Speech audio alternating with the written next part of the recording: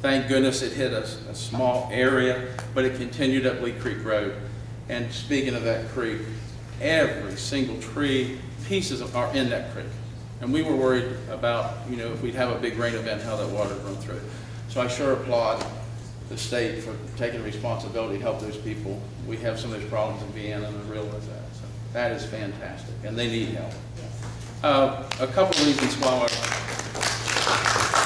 and all of our prayers go to them.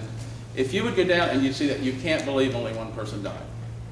God literally put their hand on those people. We were on Lee Creek Road in one place, and it was so sad. This home was really just made of wood, not much to this house, and the lady had 4 babies on the porch. And going up that street, that garage had exploded. It didn't touch that house, and beside it they had a place for the tractor, and it was up on the hillside. So I really believe God was watching out for an awful lot of those people. Speak of God just for a second. In my race, we did the faith, family, and freedom. That was our logo for the whole race. And people ask me, do you think in 2010 that's really what you want to do? And that's what I'm about, is that'll be our race. I cannot believe the thirst I saw to bring God back in our government. It was phenomenal.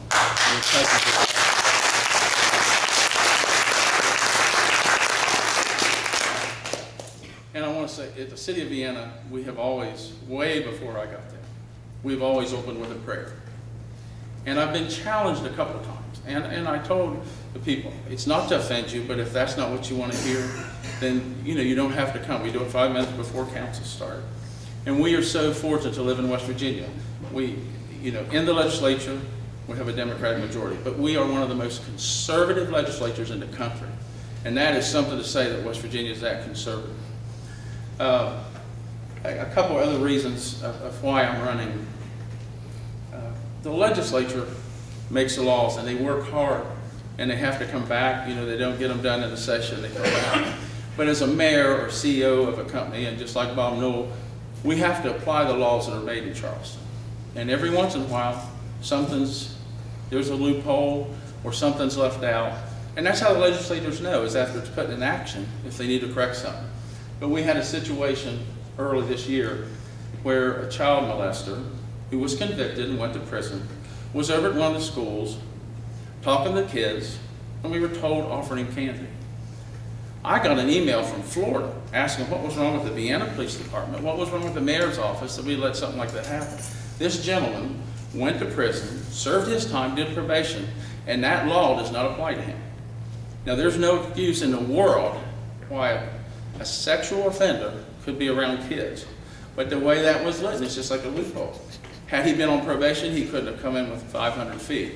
But because he had done his probation, and the year he was arrested, he was allowed to be there, and we could not tell him to leave. But we did, huh? And I would like to work with the legislation to see that change. Thank you very much for everything. I brought my checkbook. I've only got like $40 balance, but we'll spend it on the bus.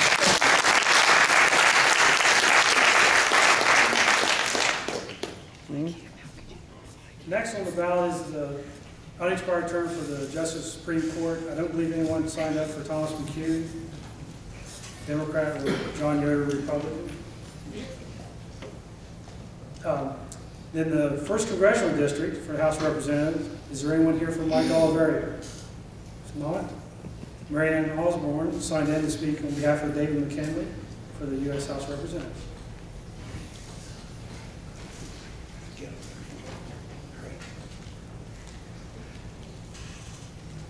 Someone asked me to hurry to come up here, and I'm retired. I don't hurry anyplace anymore. I am Mary Ann Osborne. I'm a retired school teacher. I've lived in Parkersburg since '65. I was raised in Roane County. Now, I appreciate the Farm Bureau, and I appreciate the 4-H, but I was discriminated against when I was young. Of course, they've changed the rules now, and I'm real proud of them. But I lived in the city of Spencer, and they wouldn't let me belong to 4-H because I lived in the city instead of in the country. So I'm glad you changed the rules, because I always wanted to go out. My grandfather had a horse farm. Did that count? No.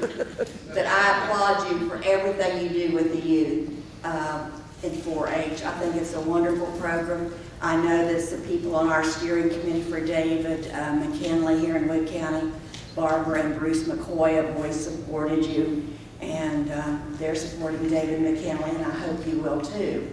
David regrets that he could not be here tonight. He had a prior obligation, and as I told the Flemings, unfortunately, at the Farm Bureau dinner, he would not be able to attend tonight.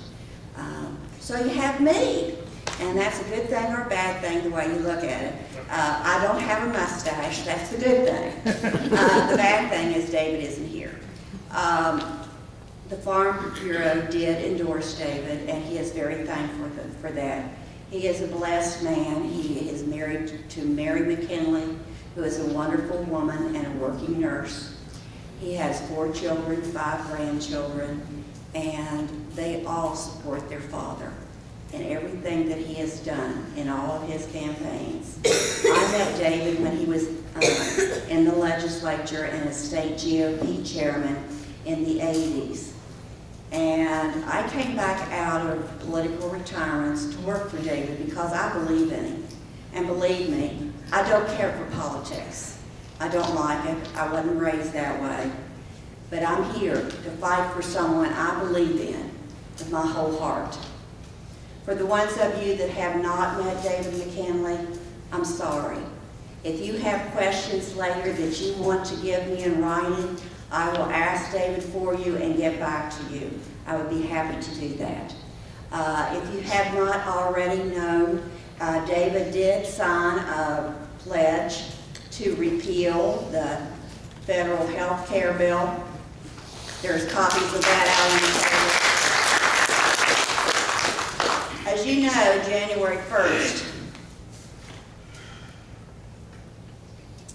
and I don't like this because I have a 91-year-old father, the federal estate tax and gift tax is going up. And David has signed a pledge to repeal it also. And he has signed a pledge for the Taxpayer Protection Pledge. He has been endorsed, as I said earlier, by the Farm Bureau of Wood County and the state. He has also been endorsed by